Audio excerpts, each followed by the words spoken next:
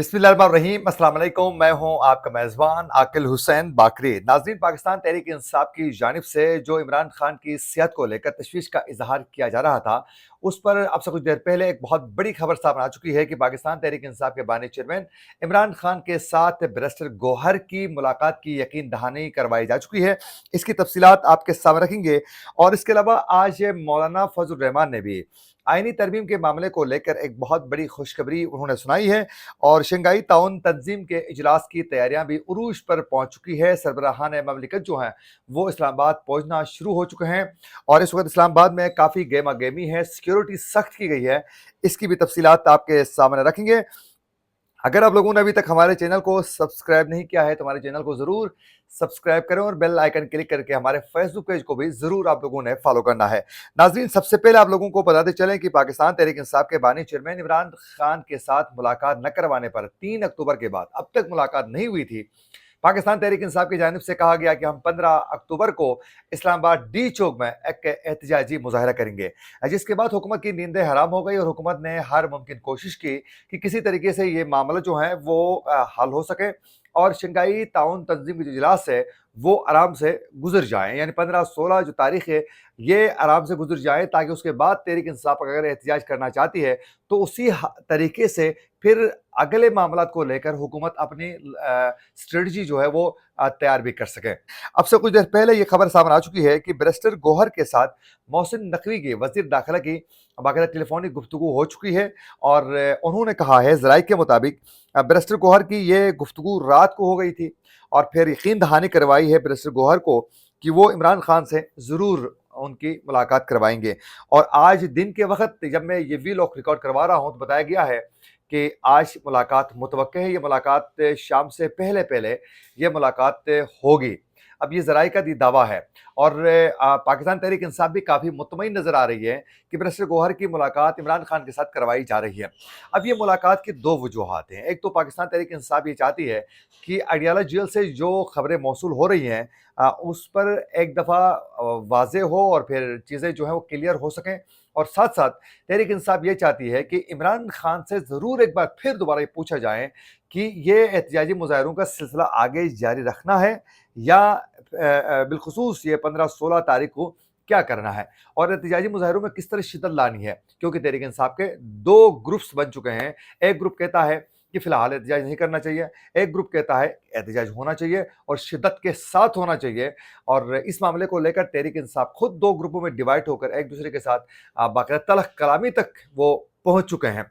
तो अब कहानी ये है कि बैरिस्टर गौहर की मुलाकात की बाकायदा उन्होंने यकीन दहानी करवाई है और वो सिर्फ और सिर्फ कहा गया है कि बैरिस्टर गौहर एक की ही मुलाकात हो सकेगी। अब अगर मुलाकात नहीं करवाई जाती है तो फिर इस्लामाबाद में हालात कशीदा हो सकते हैं। इस्लामाबाद में 15 तारीख को एहतजाजी मुजाहरे होंगे, लोग निकलेंगे, हुकूमत डिस्टर्ब होगी। एससीओ इजलास के लिए भी बेहतर नहीं है, सिक्योरिटी रिस्क भी है और इससे दुश्मन फ़ायदा भी उठा सकता है। मौलाना फजल रहमान ने भी हुकूमत से बाकायदा बिलखुसूस पाकिस्तान तहरीक इंसाफ से उन्होंने बाकायदा अपील की थी कि वो इस एहतजाजी मुजाहरे को फिल वक्त के लिए रोक ले।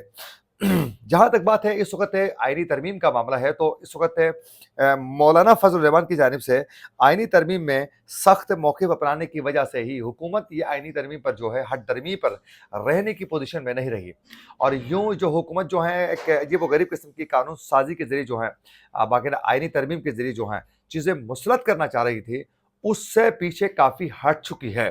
क्योंकि मसला ये है इस वक्त की हुकूमत खुद एस्टेब्लिशमेंट के बाकायदा राह मुकर्रम पर चल रही है, तो तमाम फैसले एस्टेब्लिशमेंट खुद अपनी मर्जी से करवाने के लिए ऐसी शिकें शामिल की जा रही हैं, ऐसी तरामीम सामने लाई जा रही हैं जिससे इंसानी हुकूक की वायलेशन और पाकिस्तान में बिलखुसूस इज़हार राय पर कदगन और दीगर जो मामलात होते हैं उस पर कंट्रोल हासिल करने के लिए एस्टेब्लिशमेंट तरीके अपना रही है। तो मौलाना फजल रहमान ने आज ये गुफ्तगू करते हुए कहा है कि पीटीआई से भी उन्होंने बात की है और फिर कहा है कि आईनी तरमीम के मामले को लेकर जो है हम बिल्कुल ही करीब पहुंच चुके हैं इत्तेफाक राय के मामले को पर और इंशाअल्लाह हम जल्द जो है इत्तेफाक राय के साथ एक आईनी तरमीम की तरफ हम ज़रूर जाएंगे। ये मौलाना की जानिब से आज ये स्टेटमेंट सामने आ चुकी है और उन्होंने ये भी कहा है कि आईनी तरमीम में जो चीज़ें हमने मुस्तरद कर दी हैं वो वापस हो चुकी हैं। जो मसवदा हुकूमत की तरफ से लाया गया था, हमने उसे मुस्तरद कर दिया था और इस मसवदे से अदलिया कमज़ोर हो जाती और इंसानी हुकूक तबाह हो जाते।